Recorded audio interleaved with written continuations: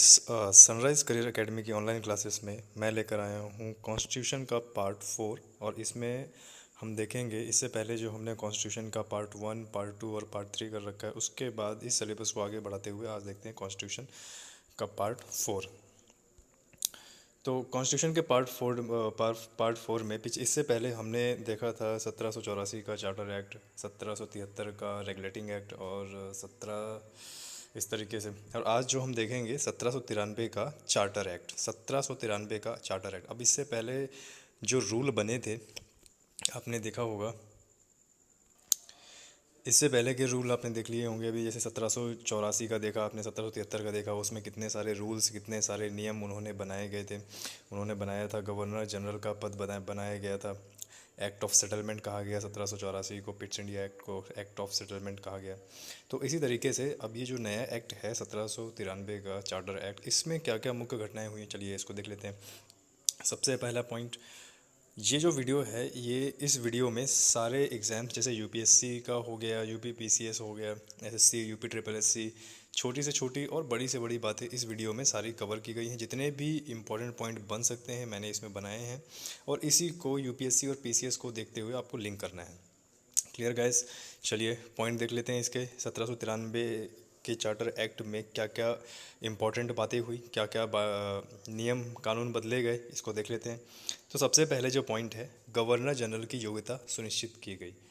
Governor general, इससे पहले हम देख चुके हैं कि जो पद बदला गया था गवर्नर जनरल, वो बंगाल का किया गया था।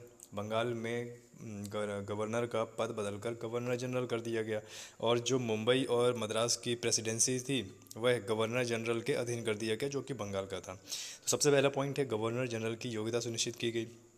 ये काफ़ी बार यूपीएससी के एग्ज़ाम में पूछा जा चुका है कि किस एक्ट के तहत गवर्नर जनरल की योग्यता सुनिश्चित की गई थी। तो अगर इसमें देखें तो जो हमारा आंसर है वो होगा 1793 ईस्वी का चार्टर एक्ट के। दूसरा देखते हैं, बंगाल के गवर्नर जनरल का बम्बई तथा मद्रास प्रेसिडेंसीज पर अधिकार स्पष्ट कर दिए गए।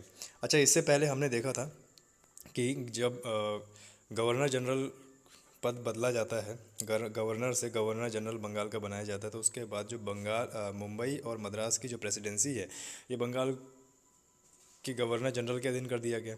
लेकिन 1793 ईस्वी के चार्टर एक्ट के तहत इसमें उनके जो अधिकार हैं वो स्पष्ट किए गए। अधिकार स्पष्ट किए गए, इसका कहने का मतलब ये है कि भैया आपका इस क्षेत्र में अधिकार है, मुंबई के गवर्नर का इस क्षेत्र में अधिकार है, मद्रास के गवर्नर का इस क्षेत्र में अधिकार है। इस तरीके से कहने को जैसे बता दिया जाता है कि भाई आपको यहाँ काम करना है, आपको यहाँ काम करना है, आपको इस तरीके से काम करना है, ये फील्ड आपका होगा, वो फील्ड दूसरे गवर्नर का होगा। इस तरीके से उनकी एक तरीके से जो अधिकार हैं, जहाँ जहाँ पर वो अपने नियम कायदे कानून चला सकते हैं, ये एरिया स्पष्ट किया गया। अब तीसरा पॉइंट देख लेते हैं। तीसरा पॉइंट क्या है, स्थायी बंदोबस्त की प्रणाली। बहुत ही ज़्यादा इम्पोर्टेंट है यूपीएससी के लिए। इसमें क्या किया गया, स्थायी बंदोबस्त प्रणाली की मान्यता दी गई। काफ़ी बार ये भी यूपीएससी में पूछा जा चुका है कि स्थायी बंदोबस्त की प्रणाली किस अधिनियम के तहत दी गई थी। आपका आंसर होगा 1793 ईस्वी का चार्टर एक्ट के तहत। उसके बाद है, गवर्नर जनरल की परिषद में मुख्य सेनापति की स्वतः सदस्यता का अधिकार समाप्त कर दिया गया। ये वैसे इतना इंपॉर्टेंट नहीं है, नेक्स्ट आगे बढ़ते हैं। कंपनी के व्यापारिक अधिकार 20 वर्षों के लिए बढ़ा दिए गए। ये सबसे ज़्यादा इम्पॉर्टेंट है, क्योंकि 1773 का रेगुलेटिंग एक्ट जब आया था तो उसमें भी यही बात की गई थी कि जो कंपनी के व्यापारिक अधिकार, या फिर एक तरीके से कह सकते हैं कि जो कंपनी का लेखा जोखा है वो अगले 20 साल में होगा। और 1773 और 1793 में अगर आप देखें तो 1793 20 साल बाद का है 1773 से। जब ये एक्ट पारित हुआ, इसके बाद फिर से उन्होंने यही चीज़ किया कि जो कंपनी के व्यापारिक अधिकार हैं, यानी company, east India company Bharat में आगे कब तक व्यापार कर सकती है, यानी 20 साल तक कर सकती है। जैसे आप ही देख लो, आप लोगों का जो लाइसेंस है, लाइसेंस में या एटीएम में उसका एक्सपायरी डेट लिखी होती है। तो एक्सपायरी डेट का मतलब है कि वो कब तक मान्य रहेगा, 2 साल, 3 साल, 4 साल। उसी तरीके से इसमें कंपनी के जो व्यापारिक अधिकार हैं हमारे देश में, ईस्ट इंडिया कंपनी को व्यापार करने का लाइसेंस को 20 वर्षों के लिए बढ़ा दिया गया। ये चीज़ था। उसके बाद नेक्स्ट पॉइंट देखते हैं। नेक्स्ट पॉइंट है, कंपनी के सदस्यों का वेतन भारतीय कोष से देना शुरू हो गया। ये सबसे ज़्यादा डीमेरिट पॉइंट था हमारे इंडिया का कि हमारे इंडिया से जो चीज़ उत्पन्न हो रही थी, जो पैसा हमारे इंडिया का था, उसी पैसे से हमारे भारत कोष से जितने भी कंपनी के सदस्य थे उनको वेतन देना शुरू कर दिया। अब इसका मतलब ये है कि कंपनी अपने कोष से वेतन नहीं दे रही थी, भारतीय कोष से वेतन दे रही थी। कहने का मतलब कि पूरा का पूरा प्रॉफिट ब्रिटिश इंडिया कंपनी कमा रही थी। यानी कंगाली में कौन जा रहा था? हमारा भारत। तो ये इम्पोर्टेंट पॉइंट है, और इसी के तहत इतने ही पॉइंट में आप अपने डॉक्यूमेंट नोट्स बना सकते हैं। इससे जितने भी इंपॉर्टेंट पॉइंट 1793 ईस्वी के चार्टर एक्ट में बन सकते थे, मैंने इसमें बना दिए हैं। इसमें जो सबसे ज़्यादा इम्पोर्टेंट है, सबसे ज़्यादा गवर्नर जनरल की योग्यता, उसके बाद के गवर्नर जनरल का बम्बई तथा मद्रास प्रेसिडेंसी और स्थायी बंदोबस्त, ये सबसे ज़्यादा इंपॉर्टेंट है। और ये जो फिफ्थ पॉइंट है, 20 वर्षों के लिए व्यापारिक अधिकार बढ़ा दिया गया, ये काफ़ी ज़्यादा इंपॉर्टेंट है। लास्ट वाला पॉइंट यूपीएससी और यूपीपीसीएस दोनों में एग्जाम प्रीलिम्स में आ चुका है। कंपनी के सदस्यों का वेतन भारतीय कोष से देना कब शुरू हुआ?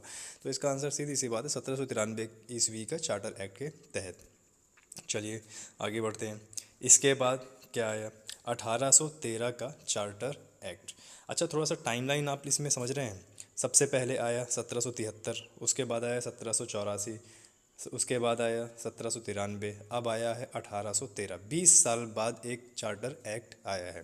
1793 से 1813 के बाद ये कहने का मतलब 20 साल बाद एक चार्टर एक्ट आया।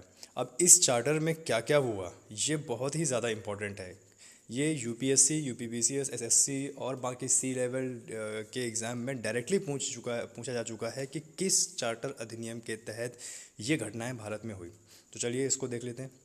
सबसे पहला पॉइंट, ईसाई मिशनरियों को भारत में धर्म के प्रचार की अनुमति प्रदान की। वेरी इंपॉर्टेंट पॉइंट, यूपीएससी के हिसाब से भी और बाकी एग्ज़ाम्स के हिसाब से भी। ईसाई मिशनरियों को भारत में धर्म के प्रचार की अनुमति प्रदान की गई।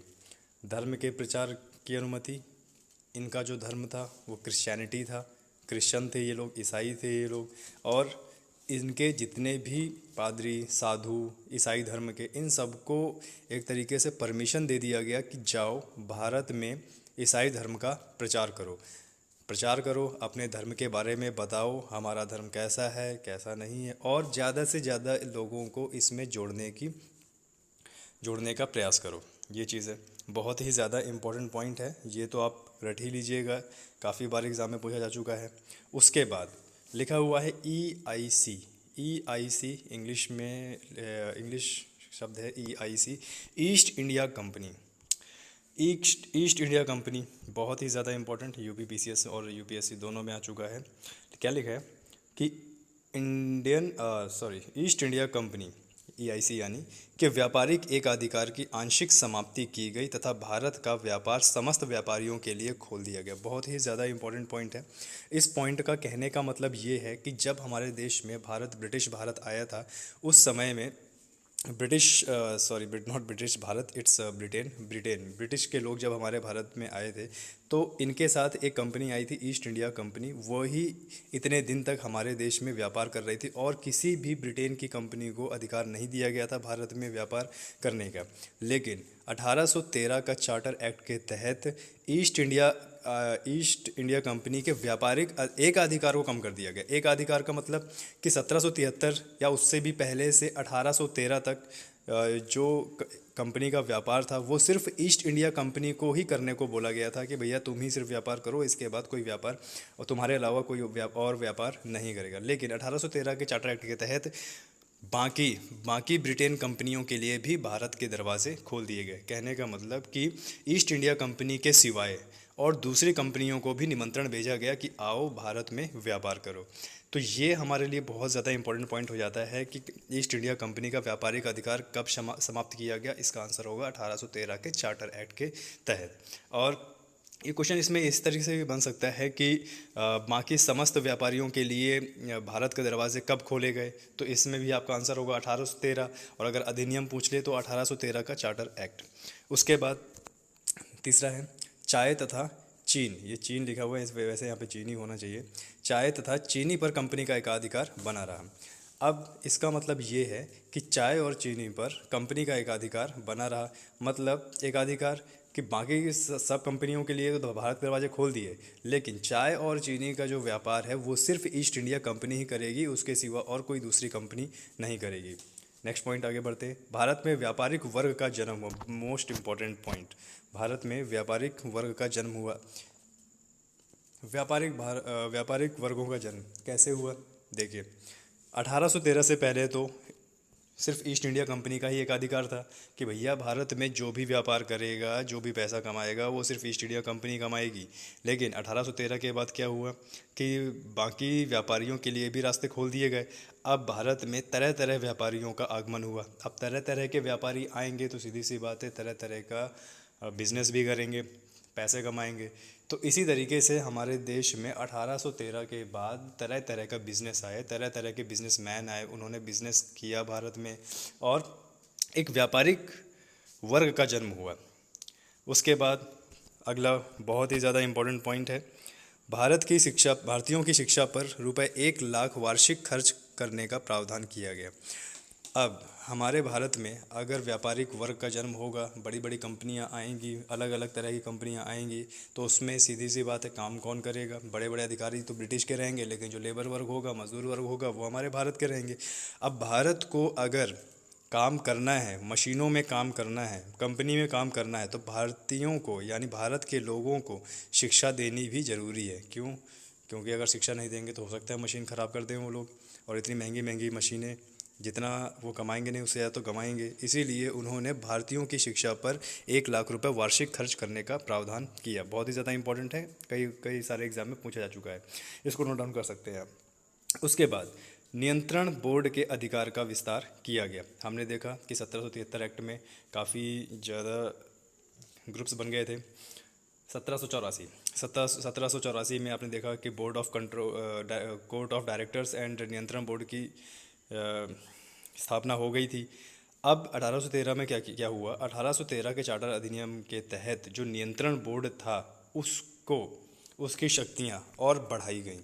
मतलब एक तरीके से बोल सकते हैं उसका राज्य क्षेत्र और बढ़ाया गया और उसको पावर दी गई। तो ये थे सारे 1813 का चार्टर एक्ट अधिनियम। इसको आप पढ़ सकते हैं, नोट्स बना सकते हैं। इसके बाद अगले पार्ट लेके मैं आऊँगा नेक्स्ट वीडियो में। तो थैंक यू वेरी मच। और सनराइज़ करियर एकेडमी में एडमिशन के लिए आप इन नंबरों में कॉल कर सकते हैं। Thank you.